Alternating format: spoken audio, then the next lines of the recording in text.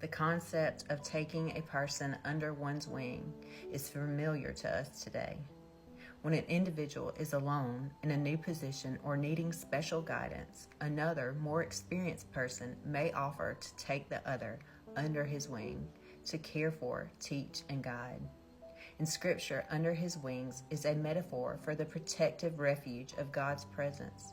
The imagery alludes to a mother bird taking her vulnerable hatchlings under her wings to nurture, train, shelter, guide, and protect.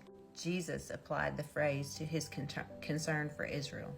Jerusalem, Jerusalem, who kills the prophets and stones those who are sent to her? How often I wanted to gather your children together as a hen gathers her chicks under her wings, but you were not willing. In Matthew 23:37. Boaz recognized that Ruth, a Moabite foreigner, had sought refuge under the God of Israel's wings. People take refuge in the shadow of your wings, says Psalm 36:7. The psalmist seeks refuge and shelter under his wings, and even sings for joy in the shadow of his wings. But there is a richer, fuller application for under his wings that emerges in Psalm 91. In the first verse, the same idea of God as a sheltering refuge is established. Whoever dwells in the shelter of the Most High will rest in the shadow of the Almighty. In God's presence are security, guidance, protection, and care. Some Bible versions replace the shelter of the Most High with the secret place of the Most High. In the Old Testament, the Jewish people associated God's presence with a specific place, the Holy of Holies. Inside the wilderness tabernacle, and then later in the temple, was a secret innermost chamber where only the high priest could enter once a year to make atonement for the sins of the people.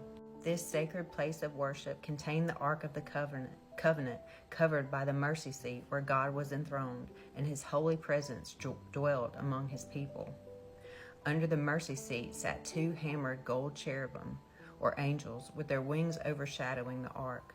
The cherubim will face each other and look down on the atonement cover. With their wings spread above it, they will protect it.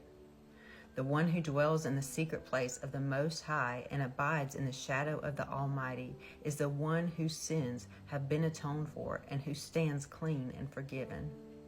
Only then can one say of the Lord, He is my refuge and my fortress, my God in whom I trust. The psalmist continues, surely he will save you from the fowler's snare and from the deadly pestilence. He will cover you with his feathers, and under his wings you will find refuge. His faithfulness will be your shield and rampart. Those who are protected by the salvation of the Lord through faith in Jesus Christ will dwell forever in God's presence. They will escape death and the snare of the devil. They can now enter the secret place, the Holy of Holies. They can boldly approach God's throne of grace anytime, not just once a year, because of the death of Jesus Christ on the cross and his shed blood, which opened up a new and living way. From the days of the wilderness wanderings, the people of God have taken refuge under his wings. He found them in a desert land, in an empty, howling wasteland. He surrounded them and watched over them, like an eagle that rouses her chicks and hovers over her young. So he spread his wings to take them up and carry them safely on his pinions. The Lord alone guided them. Deuteronomy 32:10-12. Whenever the children of Israel needed help, they prayed, hide me under the shadow of your wings. And now, because of Jesus Christ's redeeming sacrifice, we can forever abide under his wings in the protected shelter of his presence.